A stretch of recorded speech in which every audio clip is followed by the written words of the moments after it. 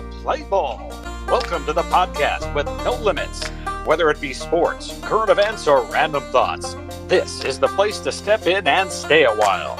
Your host is a proud alumnus of Rio Hondo Prep, a former minor league baseball umpire, and a man with strong opinions. Welcome to the Get Home Safe podcast and your host, Matt Hersema.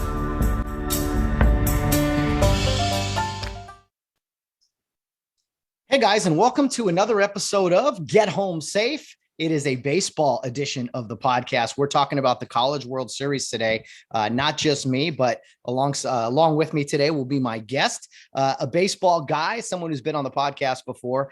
But we're going to be chatting a lot of baseball today in honor of the College World Series, the upcoming National Championship Series between, well, we're not sure yet. We're recording this on Thursday. There's still one semifinal to go Thursday afternoon here, but whoever wins that game will be playing the Oklahoma Sooners in a best-of-3 national championship series starting Saturday at 4:00 here on the West Coast, Sunday at noon, and if necessary, Monday at 4:00 Pacific time. So a lot of baseball to be had here. I'm gonna bring on the show today my friend Sean O'Leary. He's a coach, umpired a lot of his games when he was coaching some summer ball stuff. He's a former college baseball player. He himself played a little bit of professional baseball as well, kicking around in various leagues and such, kind of like I did on the umpire side of things. But Sean's always fun to talk to regarding baseball. He's got a lot of insight. We're not just going to talk College World Series today. We're going to kind of, analyze a little bit of how the game has changed, maybe talk a little professional baseball as well. I don't know how much time he has. I kind of was delaying everything here with my setup, just the way technology is sometimes. So, hey, that's the way the ball bounces sometimes. We're a little delayed, but anyway, let's not waste any more time. Today's a baseball-filled conversation with my buddy Sean O'Leary, and I'm looking forward to bringing him on since I know his time is very valuable. Let's bring on Mr. Sean O'Leary. All right, making another appearance on the podcast is my very good friend, Sean O'Leary, one-time coach, umpire, friends, hey, on and off the field. We can all get along, can't we, Sean? What's up, man? Welcome back. Matty boy, how we doing? I'm doing great, man. It's College World Series time. I'm one of those weird umpires that can actually watch baseball also, although sometimes it gets a little more difficult with the product and such. But yeah, all is well, man. We got a potential College World Series National Championship Series to talk about. Yeah, do you got the plate tonight, or what do you? No, not at all. No plates. The plates are behind me for a long time. Although that may change. We'll see. We'll see what happens. Now, do you have any buddies doing that? I don't know them this year. Nobody I know directly, but right. A couple guys that I've met and know friends of friends or whatever. Sure. I'll say that, and some very deserved. The College World Series always seems to have a lot of West Coast guys now, which is nice. At least 2, maybe even 3 or 4 in last year's case. So the West Coast is getting a little love versus the other parts of the country. Yeah. That's something. Yeah. Anyway, we could get into everything, but what's up, man? I consider you. I have a lot of different friends and guests who come on the podcast. I consider you my baseball insider, Sean. You coached it. You played. You're my baseball guy. Jack of all, master of none, right? Hey, sounds like you could umpire. Somebody's got to do it. Hey, actually, I came out of retirement halfway through the season this year. Yeah. Oh, I was at Temple City, so I was back doing bullpens 2 days a week, and unfortunately, I didn't do any games. I couldn't fit that in my schedule. But yeah. Partially out of retirement, I should say. Sure. Well, for those that don't remember, Sean was the head coach of, I don't want to mess this up. Arcadia Astros. Well, who was the team you were coaching when you guys won CIF a couple years ago? Temple City. TC, right? Okay. You're alumni. Yeah. Yeah. Alumni. The head coach there is Rob Nelson, who's only the 4th coach in the history of the school. Oh, wow. Yeah. Well, you coached the Arcadia Astros. You played ball at Temple City, played with a lot of great players. And then you coached at Temple City for a few years, won yourself a CIF championship, and then rode off into the sunset. And so you came out of retirement just to kick around in the bullpen for a few weeks? Well, somebody had to work with the pitchers, and so the only days that I could do it, and with their schedule being Tuesday, Friday games, was Monday, Wednesday. So I was just there at practices to help these guys, and hopefully they got something out of it. I did. I got an hour break, I guess, to go back to. You love baseball. You got a wonderful family. You got a very busy job too. There is, for some people, a sense of to get out on a baseball field is an escape. It's a really, you almost feel like you're home safe, no pun intended. Right. But it's a nice place to be. It's hard when you do get away from that baseball field, you kind of get sucked back in one way or another. Yeah, it could be like field maintenance. That's usually how they do it. Like, hey, we need some help with the dirt, or can you come fix the mound? Or then my wife will be out. You've been watering the field for like an hour. Can you come home now? And it's like, watering, man. It's watering. The grass needs to be green, right? Hey, have you seen Field of Dreams, babe? Come on. Right. You got it. This is I got paradise. I got the corn out in the back 40 though that I've been growing, dude. So I'm trying to get my own cornfield going. Oh man, I love it. Sean, you first made an appearance when I just started this thing back in 2020, April 16th. Isn't that tax day? That was your first appearance of the on the podcast. Yeah, good thing I paid my tax. That episode was a lot of fun, about an hour long. Knuckleball knowledge, I thought appropriately named. So if people get if they haven't had their fill of you today, they can go back and listen to that and see how much we've changed or how little we've changed, because we haven't changed a whole bit. Just getting older and grayer. That's all I got. I shaved off my gray, so I look a little younger, hopefully. Okay. See, this is the only hair growing here. I get a little gray here, and then I shave the dome. I'm all in now. I like it. Gotta rock it. Gotta rock it. You don't need. Hey, you know what? I always said this. If I got big power alleys going, if I get those start going back deeper, I start getting to the 375 in the gaps, we're done. That's it. I'm with you. Yeah, that's what it was for me. No plugs, no nothing. A man's time's a man's time. You cut your hair off when you start to lose it. Amen. But before it's too late. Yeah, the power alleys, absolutely. Yeah, those when it gets to be that number on a wall, it's time to go. Sorry. Yeah, time to go is right. I think it has a lot to do with all the hats you got to wear, literally. But like, I see baseball coaches and umpires, they lose their hair, I think, more quickly than like civilians, because I think it's the stress on both sides of the job. But that's at least my conspiracy theory. What do you think? I don't think that's a conspiracy theory. I think that's fact. And then also, if you throw into the fact that you have your own kids, right? So there's a joke with my wife in my household right now that by the time I'm 40, which is in 2 years, I'll be full gray. And I got a lot of salt and pepper going right now, man. I had to cut the hair short. Like, it was. Hey, but you know what? It is what it is.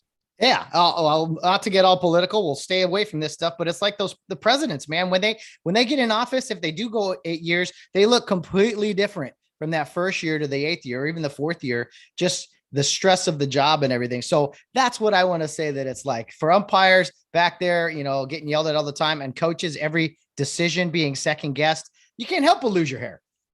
No, unless you're the great one, right? Not exactly. Sure. That guy looks like he hasn't aged one bit, man. The great one. Yeah. Mr. Gretzky, is that who you're talking about? Yeah. Oh yeah. It looks like he still plays. Still get a few points if he could here and there.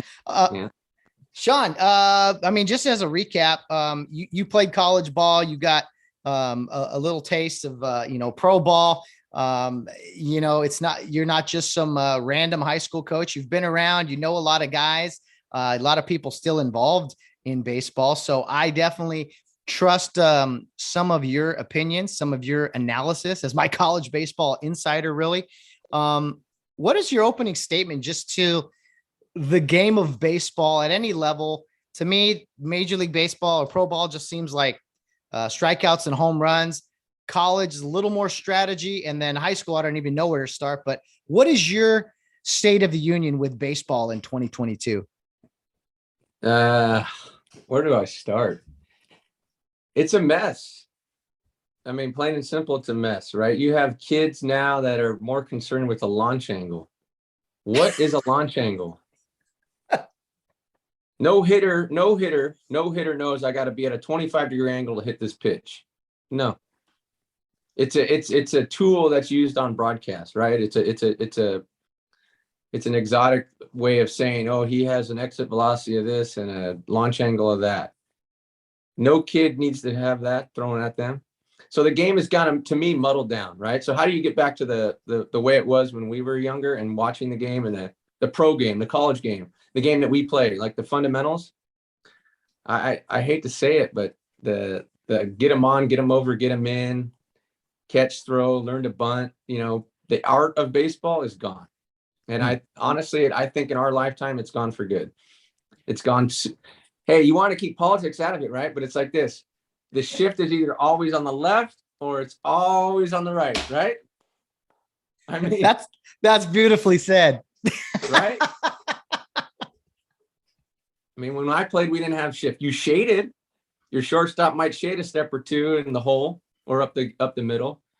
But now we got rovers in right field, and we got take last night's game, for example, right? 2 outs.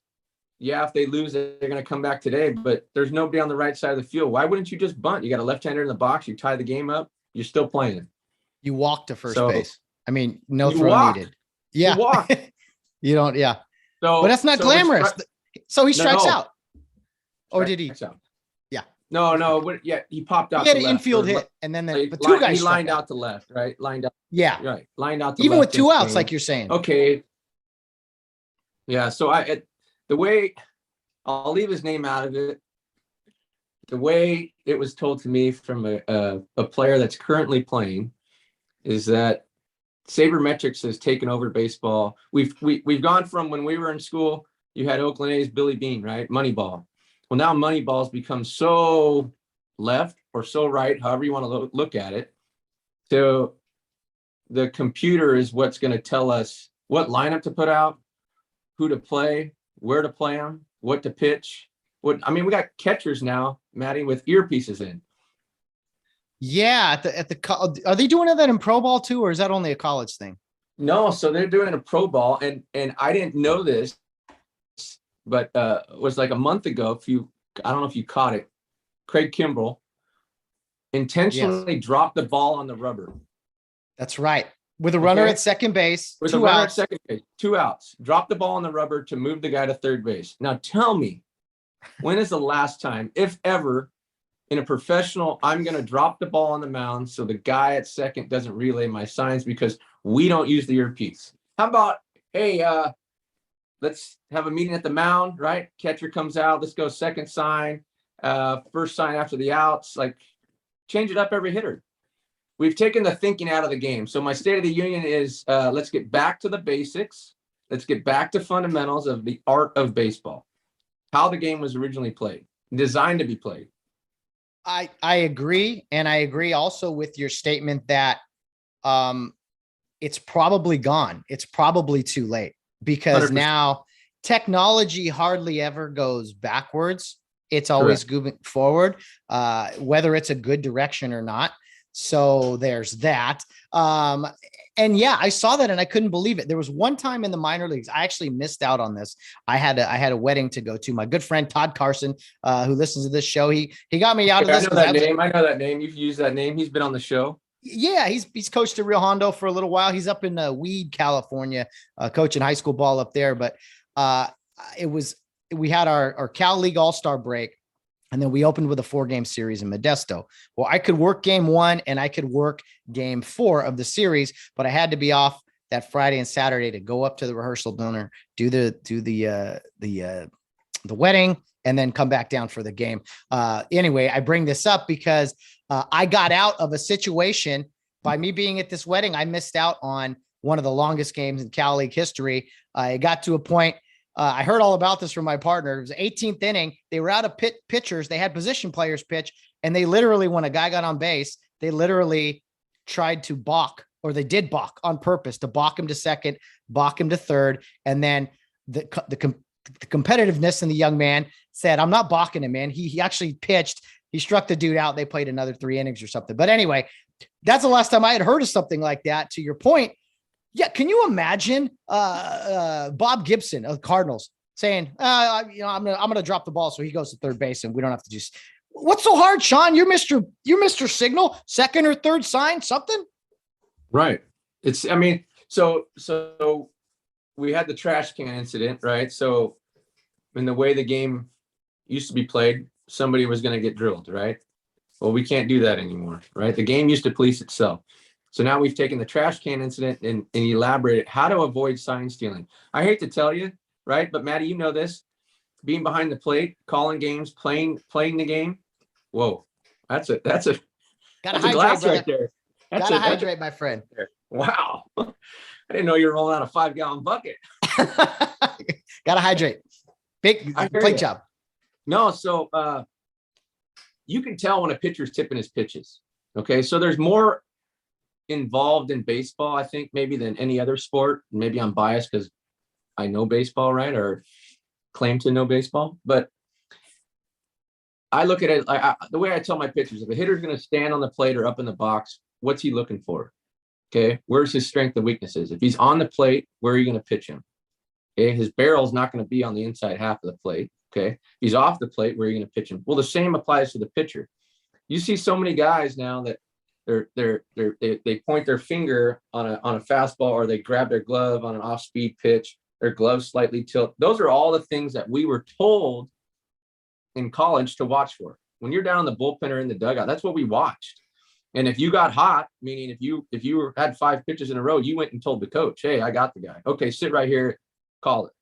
And then you gave verbals out to the hitters. Some guys didn't want them, some guys did. But to take the thinking process away, I think is, and even to the college, now what you're doing to that catcher in college, is he really even knowledgeable of going, hey, why is my coach calling this 2-0 changeup and not a 2-1 slider? Right? He's just a robot. Mm-hmm. Yeah. Like, it's no different than going to Del Taco and saying, I'd like a number 2, please. Right? Okay, here's your number 2, sir. Thanks for coming. Right? Yeah. I mean, that's it. That's all you're doing. No, I remember hearing when the earpiece started in the college game, there was a lot of organizations in the big leagues that said this is not helping catchers develop at all. No, I mean, Arkansas had it last night. I don't know about if Auburn was using it too, but Arkansas or Ole Miss, Auburn, I think, used it the other day. Ole Miss, I wasn't sure if they were using it, but Arkansas was. So, yeah. I mean, well, there's so much to unpack there. And here we are, just so everyone knows, Ole Miss and Arkansas is starting right now here on Thursday, the last ticket punch to the World Series final. And we'll get to all this here. So I'll have this on in the background a little bit, but Sean, to your points you made about picking up tendencies, picking signs, that is part of the game. To me, you see it a lot more at the college game. I think you see it in the pro game as well. It's just more discreet. College coaches and players, they'll do and say stuff that almost lets the other team know that they have the signal or that they have their signs or whatever. Like, as the pitcher's delivering, they'll say, hit it if it's a fastball, and it's quick. They have to adjust quickly. And that's how fights and stuff start in college game. Whereas I think in pro ball, it's kind of like, hey, keep this a secret that we know something is going on. Don't let them know that we know, and try to get as many singles and doubles as you can while doing it. Yeah, and I think in the pro ball too, there's so much advanced scouting, guys changing teams, right? So that information gets passed along. I mean, if you think back to Frank Robinson, he was managing the Nationals and they were playing the Angels, and I forget the pitcher, right? But they accused him of having pine tar in the glove. Well, there was a trade or a free agent deal where Brendan Donnelly. Whoever the Angel was ended up on the Nationals or something like that. Something was made apparent in Frank Robinson. So all that information gets passed around. But the simple, if you had a runner at second base and you're the hitter and you had the pitcher, if the runner at second looked over his left shoulder fastball, if he looked over his right, it was off speed. I mean, simple. There's a right way and a wrong way if you got a guy picked, how to go about it. Like you're saying, you're not going to yell, hey, line drive, fastball, line drive. You're not going to, you want to be discreet about it. And that's where I think the game has gone to the complete left or right, however you want to look at it, of we got to take it all away. Well, you're not going to be able to take it all away is my point, because the pitcher, how he hunches over on a fastball, how he does on a curve. There are so many different camera angles now that you can dissect every little minuscule thing to find a tendency. right? Whether it's good or bad. And that's one of the biggest things in baseball that people don't understand. I don't know if it was, you hear these big league stories on the broadcast, or you hear interviews about Pete Rose or whatever, guys are screwing around in the dugout. And he's like, hey, you're not watching the game. You might learn something if you watch the game. It's just the patience in baseball is unlike any other sport, maybe golf, but like it's a figuring out. Yes. It's not just go up there and swing hard and then sit around for an hour till your next at bat. There's so much more going on. And I always try to express that to people because baseball does have that naturally. Throw a pitch. Okay, wait about 20 seconds. Like, what are we going to do? And then again, it's that natural get up, sit down, constant thing throughout a game. And it's like, if you pay attention, there's a lot of things going on. Well, here's the other night they had a warning, right? There was a warning issued on the 20-second violation in between pitches or something, right? So that's college baseball. Take college basketball and March Madness. Is that not complete chaos? I mean, it's exciting, but it's chaos. But you can't have that on a baseball field. You can't have, every sport has to be its own entity, its own way of playing it. Like baseball is chess, okay? Basketball in college is a completely different animal than it is on football, right? So to me, if you're going to have replay, if you're going to have all this technology, then do it for everything. You should be able to replay everything.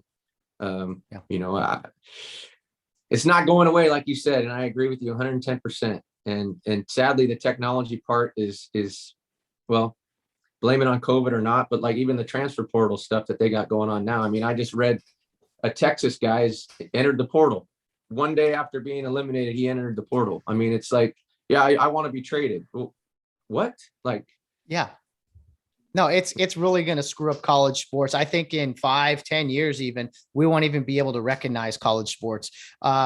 Sean, while we're kind of on the baseball stuff, the inside of the game and everything. One of the reasons I like the college game is that I don't know, there seems to be a little more fire, sometimes too much fire. This last year season, I should say, especially with a team like Tennessee, they got a bad rap for kind of being a little too emotional. What, in your opinion, is the fine line with, you're dealing with grown men versus college kids or whatever? Where is that fine line of being happy you hit a home run, celebrating maybe, but not overdoing it and crossing a line? I think it's already been crossed. I mean, I was the old school way of the way I was coached and taught to respect the game, and the word respect the game and I'm not knocking the players of today because it's what they see, right? It's on the TV, the bat flips, the celebration. It's the second inning and you hit a solo jack. Okay, good job. I mean, right? You hit a double and then we're shaking, we're rolling dice, we're throwing. What are we doing? I get it. You're excited, but it could be 4-0 in the 8th and you're chasing 4 and you hit a double and you're. That just drives me nuts when dudes are down by a lot and they start. I know I probably sound like the Grinch or something, but if you go Warren Morris and you walk off in the College World Series, you celebrate. Joe Carter, celebrate. Go ahead. Game 7 World Series. Right. He never probably celebrated any time like that before in his life. No, jumping around. Go crazy. Yeah. I mean, you're David Freese, the same thing. There's moments, but to tell the kids today or the young men today of how it was, I don't think a lot of them want to hear how it was. They're more into how it is. And sadly, I mean, you look at some of these coaching vacancies, I know we're straying off the topic, but some of the coaching vacancies that are open out there, it's kind of like, well, who would you go to? Well, in a perfect world, there's guys you'd go to, but I think you got to find the guy who is the middle of the road kind of guy. He's going to ride he's not going to shift left or right. He's going to ride the fence where he can have control of those players of today and still instill the old traditional values of the game. But I don't see it. I see that being more of a battle going forward. I mean, whether you're talking about high school, you're talking about college.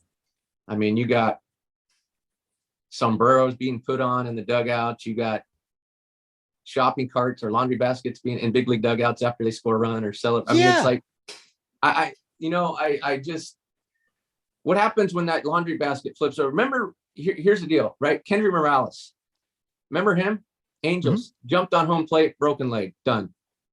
Celebrating, right? We celebrated too much and a guy got hurt. Now we're bringing in props. I mean, where do you draw the line? And there's just something to be said about, like, I mean, have some, I don't know, some awareness, have some type of decent, like I was hanging out with Bill Barnes the other day, we were watching a little bit of the Angel game, and the Angels are, terrible and below 5 or whatever. They hit a home run and they're throwing this cowboy hat around and jumping around the dugout. I'm like, what are you guys doing? I mean, it must be nice making millions to play a kid's game. And now you get to throw a cowboy hat on for doing your job. I don't get it. I don't get it at all. Yeah. And again, it's kind of like and I think that's where, not being in the dugout, but a guy like Joe Madden, I mean, guy was an Angel lifer, right? I mean, in the dugout when they won the World Series, Scia's right-hand man, finally gets a gig in Tampa, but has the game passed him by? I mean, baseball knowledge, that guy probably knows more than anybody else in that dugout and can offer a hell of a lot. But with today's culture, I mean, what does a manager have control of? Honestly. True. I mean, and I think that's the direction the game's gone. And I think and I remember you and Barnesy talking about this and about sellout crowds or people going to the games and how that they don't care if you show up. And that's the fact. That's true, right? TV revenue is what generates that. So as long as people are watching, and if they're creating that little kid sitting at home watching the game sees his favorite player put on a cowboy hat or hop in a laundry basket or do something cool.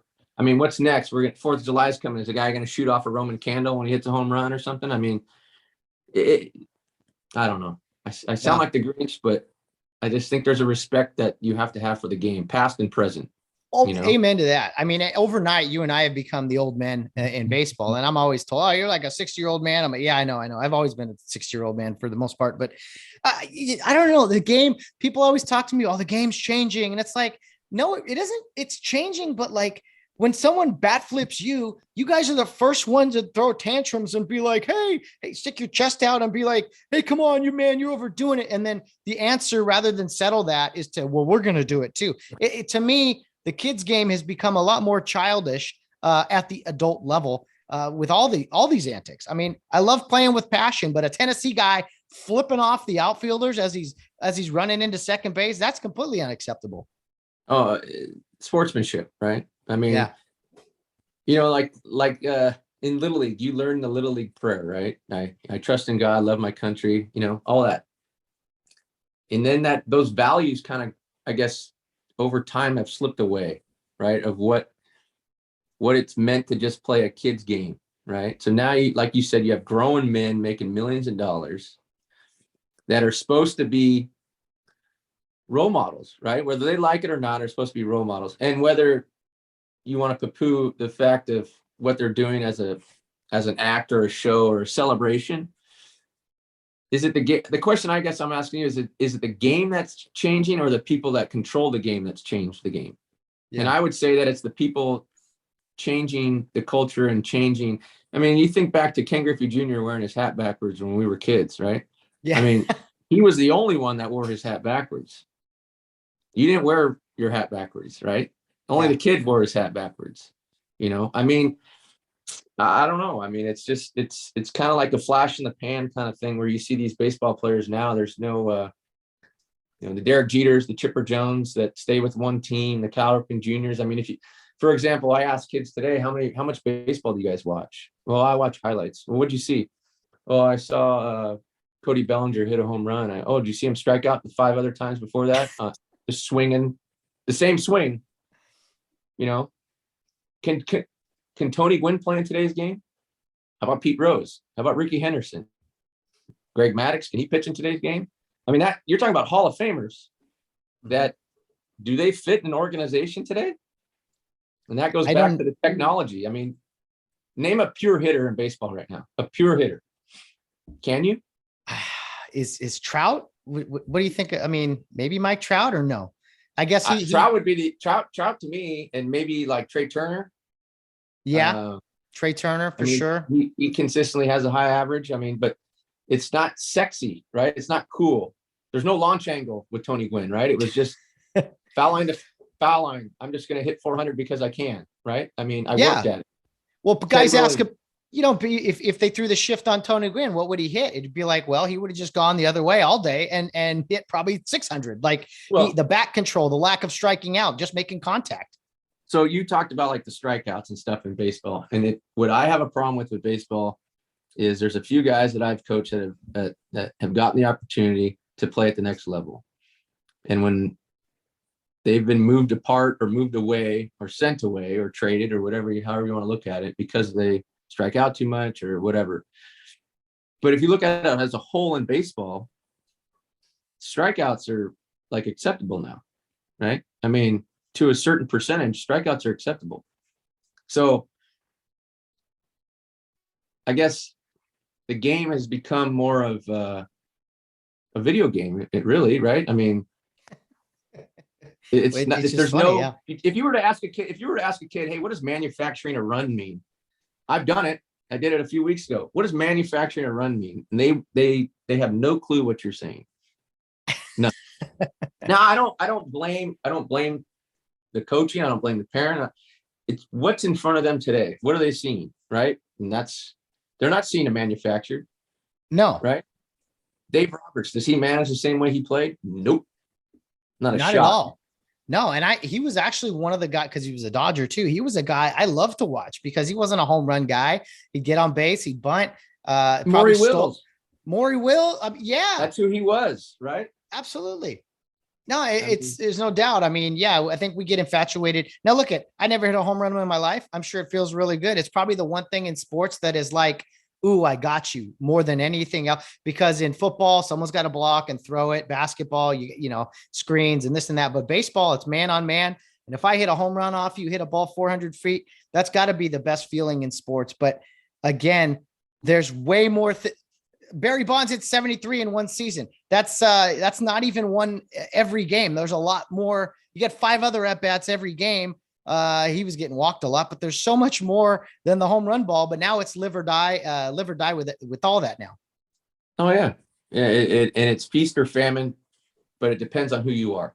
And that's where I think what you're telling people that actually pay attention to the game. And I say, pay attention, not just surface level, dive in deep. Yeah. If it's okay for Cody Bellinger, and I'm not knocking the guy, to hit 203 and strike out 50% of the time, 40 or pretty close, but the other guy that plays outfield too, that hits a little bit higher than he does, or just about the same at strike, how is it okay for one and not okay for the other? You know what I mean? And I guess that comes down to, well, we're paying this guy X amount of money. So it becomes down to the almighty dollar, right? Yeah. So if he can hit as many home runs as the many millions we're paying, guy, $30 million a year guy, we need at least 30 home runs out of him. I mean, that's kind of what it boils down to. You know, a few years back, Harold Reynolds had a best idea. And I know it related to PEDs and stuff, and you take money off the table.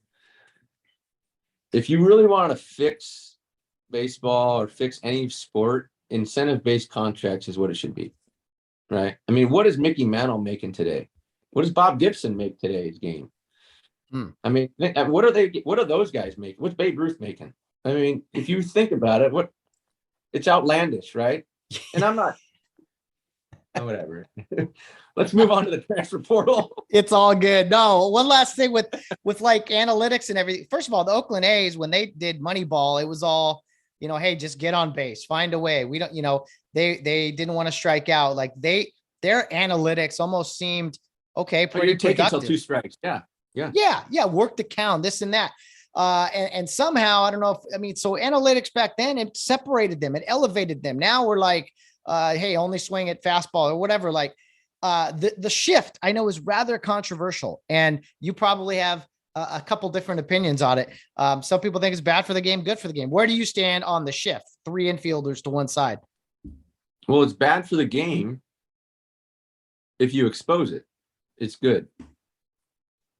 Right now it's bad, but if you expose it, it's good, because what it does, it goes back to the game being played as the game was designed to be played. Hit it where they ain't, right? Yeah.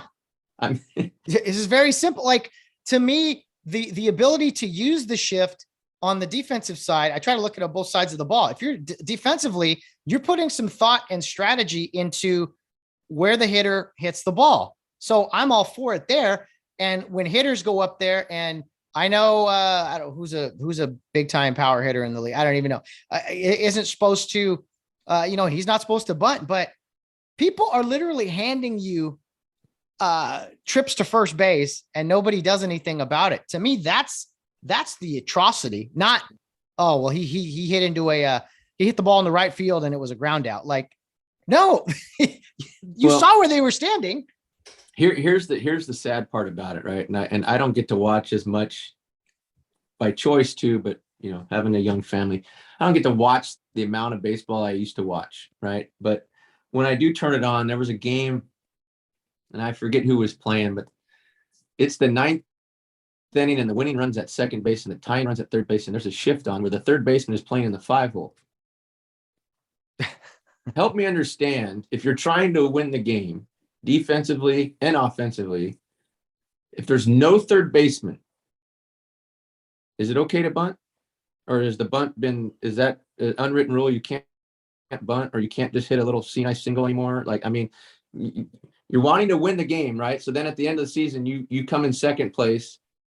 You don't make the playoffs because you lost one game. Well, that game on April 1st mattered then, right? Yeah. Oh, yeah. The game of July 2nd mattered. That had you not been in a shift, or that routine ground ball because you were shifted cost you the no-hitter or gave up a run. I mean, I remember Kershaw, he was a little apprehensive about the shift a few years ago, right? I mean, the routine ground balls and that were supposed to be outs or should have been outs. What would Ozzie Smith do at the shift today? Oh, man. He hit 800. Yeah. And he didn't have much of a bat at all. Like, he's like, you're going to shift on me? Okay. Thank you. Appreciate you. So and then stolen base too. The stolen base, that's the other thing too. If the shift, if you're in a shift, how are you not stealing? Right. Oh, I know. Mean, what the hit and run's gone. Now if you're in a shift and there's no second baseman, who's covering the bag? Okay, I guess the shortstop is playing behind second, but you're telling me that I'm watching games where the first baseman's not holding in a situation you would hold. Yeah. And we're not stealing. So no, I know. It's too risky. You're risking out there. It's like, man, first of all, when you win games, everybody wins. I guarantee if you win a bunch of games, you go to a World Series, when your team is successful, guess what? You'll end up making more money in the long run. I got to imagine. So you know what? It's okay to bunt to win a game. It's okay. It all drives me crazy. Let's chat a little bit about the college game while we can. How much of the College World Series have you been able to watch? We're down to 3 teams right now. To me, there's been kind of like a lot of blowouts and a lot of long balls. Yeah. And I remember, the old Rosenblatt, right? That was kind of like the launch pad, right? I mean, the ball would going back in the day of like even Will Clark and Palmero at Mississippi State and Pat Burrell. And so in theory, I guess I don't know what the data shows as far as the home runs, how much they've gone up over the years and stuff, but I've watched enough to see that I can tell what we've just been talking about has transferred down to the college level, not just a little bit, a lot. Right. Yeah. And even to the point of you want to become a free agent kind of thing. So the home runs in college, I think it's a double-edged sword, right? You got pitchers that are all up in the spin rate stuff and pitch execution and missing their spots. And you got good hitters and good players too, right? So I think it's just what do you want to call it? What would a math guy, an outlier, right? I don't. Yeah. Well, I don't know. I don't know as the whole season, if you were to take every conference in Division I baseball, how many home runs they were hit, over the year, that I don't know. I will tell you, at Wrigley Field, if the wind's blowing out more than 15 miles an hour, you better bet the over. Well, of course, but like in this year alone, I think they've already shattered. This was before they almost even got to Omaha. The home runs hit in the NCAA tournament. They shattered the record that was set a couple years ago. When 2011, I think it was, they changed the bats significantly and there was like no home runs. Then they brought in the as I always mess it up, BB Core or the Besser. But whatever era it is now, the bats are a lot more lively. I don't know if the baseballs are juiced or not, but all I know is it's tough to pitch against metal bats, but man, we've seen a ton of home runs, especially in the College World Series, man. It's been ping, ping, ping, left and right all day. Yeah, and I think if you really want to solve that, if you're professional baseball and I know they're dabbling in the college game, they have been, go to the composite wood, right? I mean, now basically, is that just wood that won't break? So basically, it's a your real wood bat, but it's wrapped basically in fiberglass. Okay. So that's the whole thing, is like the cost of the bats or something like that. But I mean, I've seen high schoolers with brand new bats that take 3 swings and the thing breaks in half. I mean that. So I mean, again, technology, right? We talked about it. I think it's transferred over to the bats and what materials are being used. I get the whole BB core. They tried to weight it the same, with the -3 ratio stuff, but you could say, okay, the balls are juiced or whatever, but I think it's talent, right? You got talented players, Sure. But I don't think that's changing, right? Yeah. No, and it's not to say like there's a ton of guys that are hitting for average, but there's guys, I mean, just crushing the ball. Now, I thought, going into this 18 final, I said, man, Texas and Stanford, those are the 2 best offenses I've seen. I thought for sure they would make a run. Both of them went 0-2, 2 in Q. Shows you what I know. But I mean, they had an incredible lineup top to bottom. At least Stanford did. And then Texas had the best player in the country. But that just goes to show you baseball, especially when you're down to the final 8, anything can happen. And the best players sometimes are eliminated early. Yeah. And I think that's sports, right? That's why we watch sports. That's why we love sport, any sport, really. I mean, you think about over the years, professional sports teams, the 2002 Angels, were they the best team? Not on paper, right? They got it done. Teams are getting hot at the right time. Players get hot at the right time, or guys cool off at the wrong time. I think that's the one thing about baseball that is different than other sports. I mean, you can go 5 for 5 one game, and the next game you're 0 for 4. Ride the roller coaster. Momentum is real. Absolutely. Just ask Ole Miss, man. They were the last team to get in the tournament, number 64, and here they are, 1 win away from being in the national championship series. Same with Oklahoma. They won the Big 12 tournament, but they've gotten hot at the right time and looked unstoppable. So we're looking at a pretty good College World Series a preview, or the finals here. Sean, some people out here on the West, they get tired of seeing the SEC continue to show up in Omaha and win national championships. What do you make of it? Is the SEC, do they just care more, put more resources in? Well, I think you could say there's cheating or not cheating, right? Or what's other factors? Yeah. So when I was in the college, I went to Cal State. I played baseball there, and we were in the College World Series. And I bring this up because we were in the College World Series in Montgomery, Alabama. And for me, that's the first time actually being in SEC territory. Okay. And we practiced at Alabama, Birmingham, I think is where we practiced, or whatever was the school. But we played at the AA Biscuits Field. Oh, nice. In the South, in Alabama, you were either Alabama or Auburn. And now I was just a guest, right? We were just there to play. But in that state, it's so much different than it is out here of UCLA and USC. It's life and death there, right? I think their professional sports is their college sports. Yeah. I think that's why the SEC is so strong on every level, basically, is because of that, right? I mean, you go back to when we were in school, the SEC wouldn't recruit California kids because why are you going to get a California kid to leave? Where I think now you're getting kids in every sport. Yeah, I want to go there, right? I mean, facilities are nice. They got nice uniforms, whatever it may be, education too. But I just think that's their strength. Well, all the baseball schools out here. And I mean, let's just look at California. What school in California draws the most in attendance? I don't even know who that would be. We're talking now. Yeah. I mean 20 years ago, I would have said Fullerton, right? That would. Well, yeah. So, but to my point, probably Fullerton, maybe the most popular program in just Southern California, we'll say. I mean, a big crowd for them is 3,500. Sean, right. SEC, they're getting 10,000 on Tuesday. I mean, right. That's the difference. There's so many. The difference is, Maddie, and like I don't know if you ever caught that ESPN 30 for 30 they did on Mississippi State with Palmero and Will Clark, right? Yeah, that was a great episode, right? But they actually, they barbecue before it's football. It's professional football in California. How tailgating is, they tailgate for every sport in the South. Like the SEC, I think that's their professional sport. I get it. The Braves are in Georgia. You got professional teams, you got Texas and stuff. But as a whole, their fan base is based around college sports. Whereas in California, 20 years ago, SC was our football, right? Yeah. That was professional football.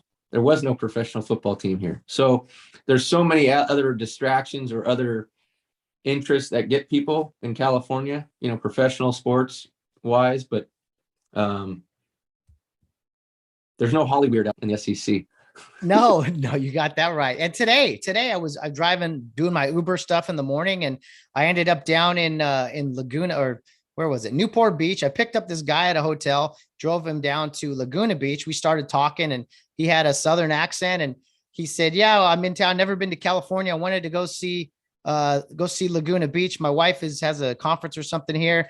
He says, "But I got to find a sports bar. My Hogs are on at 1:00. And I'm like, "Oh, the College World Series." So even when these people travel on vacation, they're paying attention to their sports teams. In this case, the Arkansas Razorbacks possibly going to the College World Series finals. So, I mean, that's just different. When the rest of us out here, we go on vacation, we unplug. But in the South, like you said, it's life or death. It's not life or death. It's a little bit more. Right. It's kind of like you're born in Alabama. You're either born a Crimson Tide or you're an Auburn Tiger, right? Yeah. I mean, that's it. And I think, and I have some friends that are from Alabama, and that's how it is. I mean, that's just the way it is, way of life there. And, I would like to see that more in California, but I don't think you're ever going to get that. You get your, we're too, you look at the Lakers. Everybody was a Laker fan when they won. Now, I'm not calling everybody a homer, right? But California, they like winners, right? New York, they like winners. So I think that's what draws, is if you're winning, you're going to get people there. In the South, it doesn't, they're there. That's their foundation, as their fan base. Yeah. And they take the losses personal. I mean, they're going to show up and cheer you on, that, that they're going to be hard on you as well. And man, I've talked to umpires who've gone to work regionals in those parts of the country. And they've said there's like, people are pretty ruthless. It's a big deal. So how'd you guys finish when you were in that College World Series back in Alabama? We finished third in the nation. Oh, nice. So Uh-oh. They lost to Tampa in the finals. One more time. So you froze for a second. Say again. So University of Tampa won it, and Georgia Southern beat us to play Tampa in the finals. We lost to Tampa first game. That was our opening night game. Oh, okay. That Tampa Bay program is always really good. Mm-hmm. Yeah. Yeah. Always really good. It was Sean, great experience.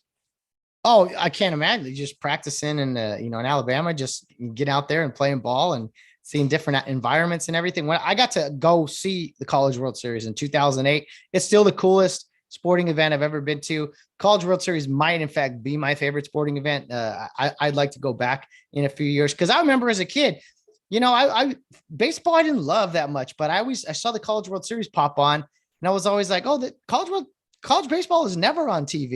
They actually televise this stuff. All right. Yeah. It's just, the Final Eight. Cool. This is very neat. And so forth. But did you always kind of pay attention to the College World Series when you were a kid, or was it all big league baseball? No, I did. Yeah, just for that reason, right? Because it was like it's never on. And going back to the days of when ESPN first came out, right? That was the early 80s or late 70s, early 80s, and they started televising college baseball. That was different for me because it's like, well, I only knew professional baseball or professional sports. And seeing that these younger guys, adults, that you're one day going to be that, I want to play in that stadium. I want to go to that school. Okay, what is all this? So I think technology's done a lot to serve justice to the college baseball as far as the ESPN Plus, all that stuff. I'm not giving them a plug, but I'm just saying the streaming stuff that you can do, right? As far as watching them every game that you can do. Whereas back in the day, even when I was there playing, we didn't have our games on the internet radio. I mean, you either came or you didn't. That was it. There was no TV. So I think where it changed me was SC, the 98 team in SC. I'm trying to remember some of those guys that were on that team. Mark Pryor? Yeah. Was he right after? Seth Etherton was on the pitcher. I'm trying to think who else was on that team, but seeing Gillespie, it being a California team, and then you started to see the Fullertons, right? Yeah. It was California schools. I'm like, okay, now it brought light to the college game. So I think Etherton was on that team. Pryor, I think, might have been there. Trying to think of who some of the other guys were. But take two. Okay, the tarp is now off the field. We had a brief rain delay, Sean O'Leary, but I think we're good to go here. We cut out when we were talking USC baseball from the 98 team. I'll let you continue your thoughts. Sorry about the rain delay. Oh, you're good. I just was we were trying to think of like guys on the team, and I know you said Pryor, I said Etherton, and I was trying to think of some guys on that team, but I can't. I'm drawing a blank. So they were. Some of your listeners are probably yelling out names right now. Like, yeah. Oh, the Trojans. That was the last team, the good team they had, and they beat Arizona State 21-14. That much I do remember. Yeah, football score. 21-14. That's when they're like, we got to change these bats. So with college baseball, Sean, like we were saying, the California teams, they've been kind of inconsistent. Fullerton. My alma mater, I hate to say it, but they're kind of not what they used to be. They've taken kind of a step back. Now, I know Coach Dietrich, it's only been 1 year. I'm confident in him to kind of get things back in order there, but there's a lot of elements now in college baseball, specifically the transfer portal, which is a huge one. Also name, image, and likeness, but the transfer portal is causing all kinds of problems of its own. Yeah, that's like a 405 freeway. That's a traffic jam. So they got 3,000 players in the portal. 3,000? 3,000 nationwide, just baseball. Wow. According to a report I read. So okay.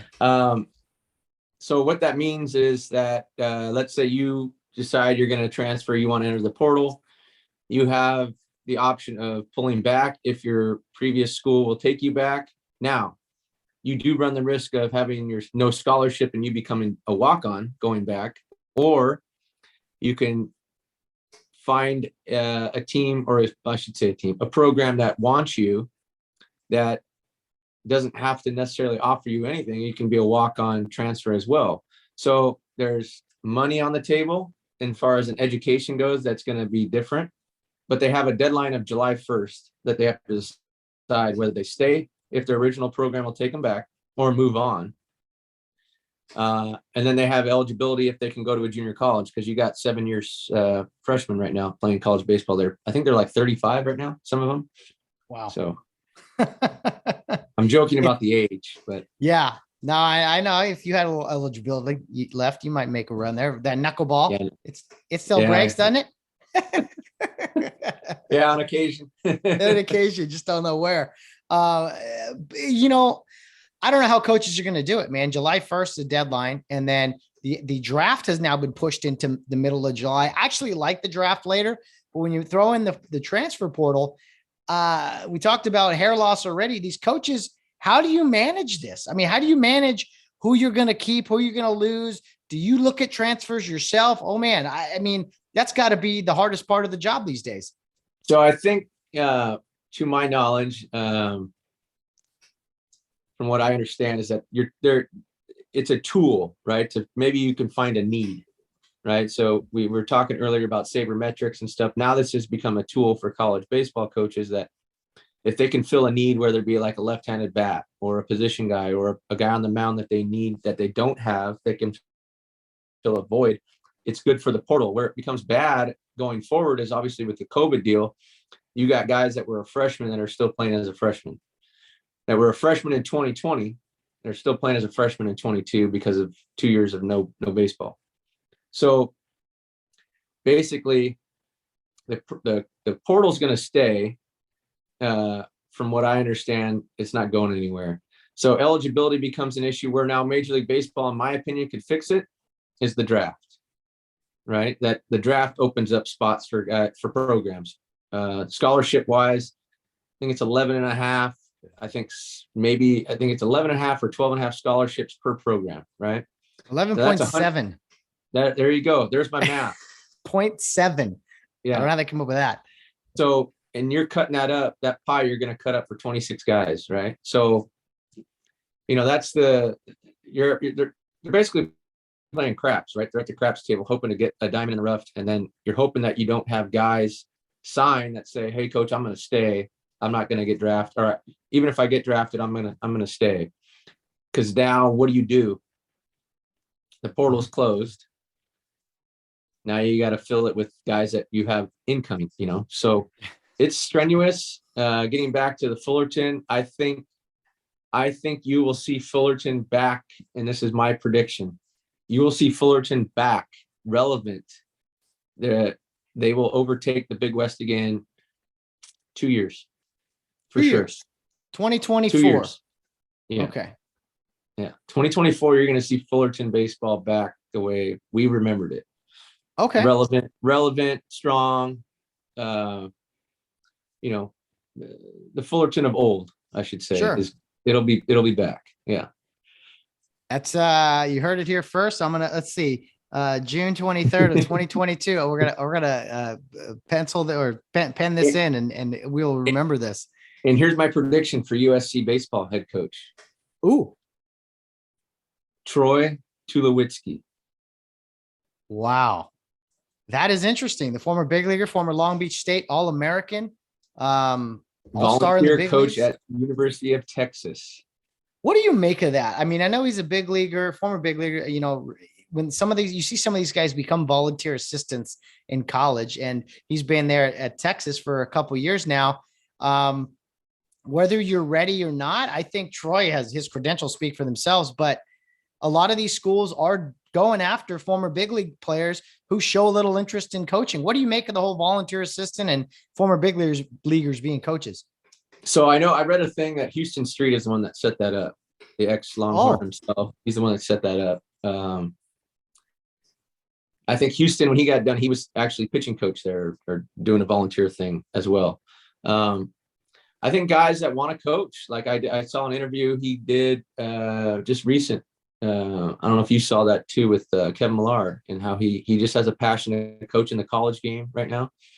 And I think you get a name like, we'll say SC, they get a splash for a football coach. I think you make a splash like that for baseball, where Troy Tulowitzki is a name that's still relevant with kids playing today. And he surrounds himself with veteran coaches that know all the legality stuff, the compliance and stuff as far as recruiting goes.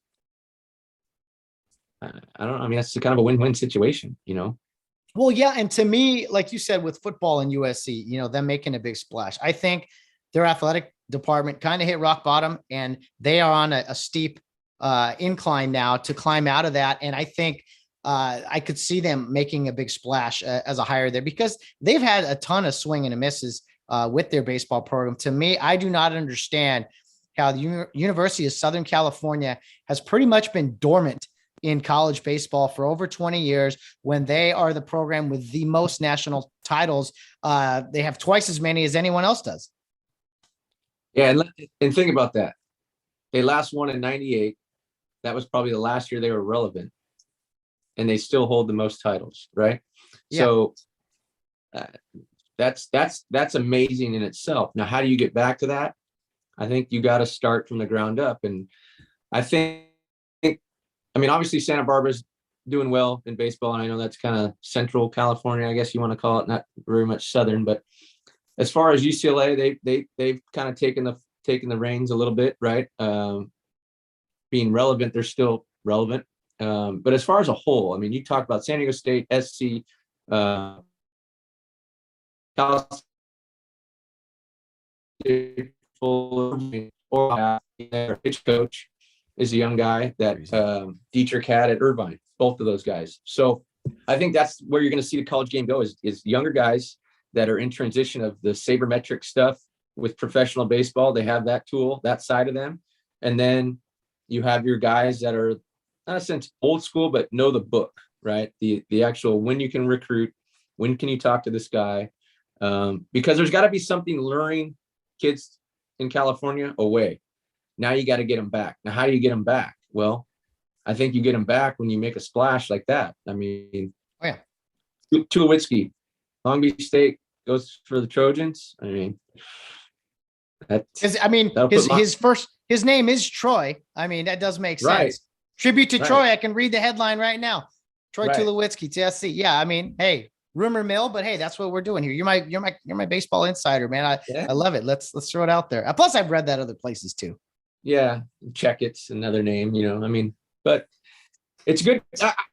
I think it's good, not just you and I talking about it. I think it's good when there's actually news coverage of college baseball coaching, oh yeah. That was something that was like, that was in the dark ages. That was only on telephone conversations. There was never any media coverage about it. So, but I think, as a whole, I think California baseball California is a sought after area to recruit guys. Now it's getting them to stay, not going to Oregon or Arizona State, even you got Glendora's shortstops at Ole Miss, right? So, I mean, what lured him to Ole Miss? Why did Ole Miss recruit a California kid? That's the Gonzalez kid, right? Yeah. He just drove in the first run of the game for Ole Miss. Jacob Gonzalez, right? Glendora guy. Jacob Gonzalez, yeah. So I mean, that to me, if I'm a coach in California, you can't lose that guy, right? That you got to keep that guy here. Well, especially, dude, in the LA areas, LA, Orange County, think of all of the colleges just in that small radius. I mean, Ole Miss and Mississippi State, two big universities in the entire state. There's like, I don't know, 8, 9, 10 just in the LA area alone that play Division I have had good success. So yeah, you can't be losing Southern California baseball players to other parts of the country, but it kind of happens all the time now. Yeah, now I think you're going to see more of that, right, with the portal. But as far as high school kids go, I think that's where you got to keep them. And if you get the right staff in there, and that's where I think Fullerton being one, they're going to keep these California kids. Well, here's my take. Here's my take on your projection is that, what made Fullerton, Irvine, even Long Beach, what made these schools, Santa Barbara, what makes them great is kind of when they're that like team with a chip on their shoulder that no one gives a shot to, especially Fullerton, all their years of success. I think with more and more, big stars going to the SEC and other parts of the country, I think it'll take some time, but it'll bring that kind of chip on the shoulder back. And they're going to have some great recruits too. Like, hey, you get a Mark Kotze or a Kurt Suzuki, like you get those guys in the program, you're going to do great things. But I think with more guys leaving California, it'll establish a bigger chip on the shoulder of the Southern California baseball teams. Absolutely. And I think you're going to see more coast to coast guys with the portal being in play. As far as guys looking for an opportunity, like you said, it's the 10th guy. And maybe that 10th guy at Texas doesn't fit Texas anymore. He feels it fit, but he does fit out west. And I think it only takes a couple guys to change it. But if you go backwards, where California baseball was so strong, or when it was so strong as a whole, and you're talking Fullerton with no football program, Santa Barbara with no football program, being top dogs in baseball, obviously different eras of Fullerton and Santa Barbara, even Irvine, is they would recruit junior college guys. So now, because of that portal, the JC guys are kind of the ones in limbo too, as far as there's only a certain amount of spots at the table, and they're going to go get a guy that now is opened up nationwide. So it's not just, hey, I'm staying in the 626 or the Sangre Valley of trying to find a guy that I need on my roster. I can go coast to coast now and find that guy. Yeah. But as a whole, they can't lose guys leaving the state. I mean, you're going to have ones or twos go, that's fine. But I mean, you look across the country, we have a kid that we had at Temple City High School who's his name's Paul Kasanovich. He's pitching out of the bullpen for Virginia. Went to ELAC, JC. I mean, it goes all the way to Virginia. And there's a couple other guys that have gone east, the South. So to say that they weren't good enough to play in California, I think that's an understatement. Obviously, they're good enough to play Division I baseball, but if you can keep a California kid in California, I think as a coach, that's where it went wrong. It's trying to go outside the box. Well, there's only so many chairs while the music's playing, like you said, and sometimes just being a California kid with the California baseball tradition, you might get a seat at the front of the table and on an East Coast. Oh, this kid's from California. It's almost like you're projected almost better than you are sometimes even. So you might go across the country just to get a shot. And no, I'm with you. I think we're on the same page as far as looking at things in college baseball. And I'm excited. I think college baseball now is probably more popular than it ever has been. It's not football or basketball, but I think it could solidify its spot as kind of that, I don't know, that other tier, that number 3, as far as plus being affordable for families and fans to get out to games. There's so many options here in Southern California for people to get out and watch pretty good baseball. Yeah, absolutely. And I think that's where we were talking about earlier. What's different about the SEC? Those kids in that household are brought up going to those games. Hey, you're one day going to be a Hog. You're one day going to be a Tiger, right? I mean, that's just, but again, I'm going to date myself, but that's what it was when I was a kid, right? I mean, you went to a Fullerton game, you went to a SC game or whatever. I want to go here. I want to, I get it. California's a big pond of players, right? There's a lot of kids that are wanting to have a seat at that table. But I think if they got back to getting guys, the right guys that fit that style of baseball, that's how you create that winning culture. And and the thing about college, different than pros, but now with that portal thing, is you get those guys for 4 years that you build that foundation up, and then the new recruits come in, learn that foundation, and that structure stays the same. Now you have a lot more moving parts with it, and it makes it challenging for coaches, obviously. But California as a whole, I think, has the only way. I should say this, related to the gas prices, okay? California baseball is going to go up like the gas prices. I promise you on that. Pretty good note to end on right there. Sean O'Leary, bringing it hard. Yeah, the 700 batting average. I see that written all over these gas stations. I'm like, man, who's hitting 700? Oh no, that's our gas prices. But anyway, that's just some guy's ERA. Yeah, yeah, we're in an offensive game now, so ERA for sure. He better not be a knuckleballer. That's all I can say. No. Sure. Sean, I appreciate you coming on, man, chatting baseball with me. Do you have a prediction here as we wrap it up? I'll tell you right now, Ole Miss is up 1-0 on Arkansas in the 5th.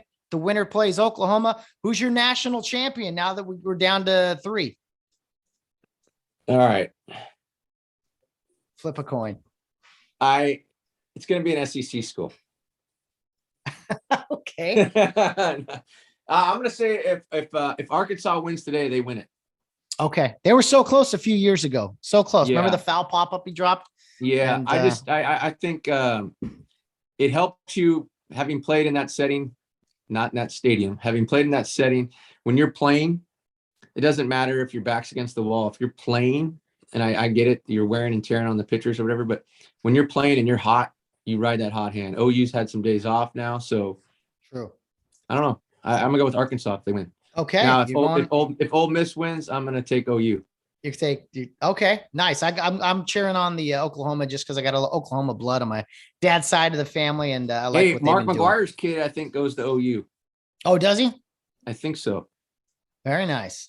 I haven't seen him on the roster, seen him play or whatever. But yeah, I can't believe Oklahoma and Texas are going to the SEC. People talk about it in football. I'm like, what about baseball? It's going to be a conference of death in 2 years. Yeah. Tell me about it. Right. Oh my goodness. Shawnee, great seeing you, man. Let's talk baseball more down the road. Give my best to the family and everything. And hey, happy summer, but hey, have a happy Independence Day, man. And I'll talk to you soon. Maddie, thanks for having me, man. Get home safe. I love it. Yes, sir. Thank you. Mr. Sean O'Leary, Coach Sean O'Leary, formerly of Temple City High School, former college baseball player, former college coach in the summer league, former professional baseball player. My good buddy Sean, great talking baseball with him. I love putting our heads together. I think we see things a lot of the same way, and he's been a great friend over the years. After meeting a few years back and some summer ball stuff, and now look at us doing multiple podcasts, just talking baseball and moving on in this crazy life of ours. Sorry about the brief rain delay, guys. I don't know what happened. There was an update on my computer or something. I'm going to try something I've never done before. I'm going to try to merge these two videos into one. Everyone out there, pray for me. I'm going to need it. Hopefully it comes out okay. But if not, this will be a part 1 and a part 2 that I'll just have to put out separately. But Sean O'Leary, appreciate you, man. I will talk with you very, very soon. And if you haven't had enough of me and Sean, by all means, go check out our podcast back in 2020, April 16th to be exact. We had our first conversation there. That was a lot of fun, and we'll give you a little more insight into Sean's background and some of our interaction. Guys, that'll wrap up this week's episodes on the Get Home Safe podcast. I will be back on Tuesday, breaking down the College World Series final, Saturday, Sunday, Monday, games 1, 2, and 3. Game 3, if necessary, of course, 3-game series, Saturday and Monday at 4 p.m., Sunday at noon. West Coast times, of course, since we are West Coast people for the most part. Most of my listeners are. Anyway, I'll be breaking that down, as well as having some other strong opinions about things going on in the crazy world we call life, or whatever it is. And I'll have plenty to say on Tuesday about a lot of different things. And then next Friday, July 1st, it's already recorded. It's ready to go. A very, very, very special 4th of July episode. Independence Day, not quite on July 4th, but July 1st. I have a great episode already recorded, ready to go for you guys. Someone who's been on the podcast before, but someone that really helps symbolize America and why it's so great, and just the patriotism. I couldn't wait to have this guy back on, and I can't wait for you guys to hear about it, hear it next week as well. Guys, that's it for me.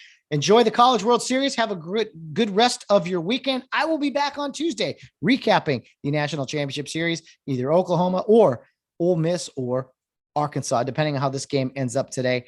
But should be a lot of fun either way. Guys, as always, no matter what you're doing, whether you're out on the town or rounding third base, get home safe.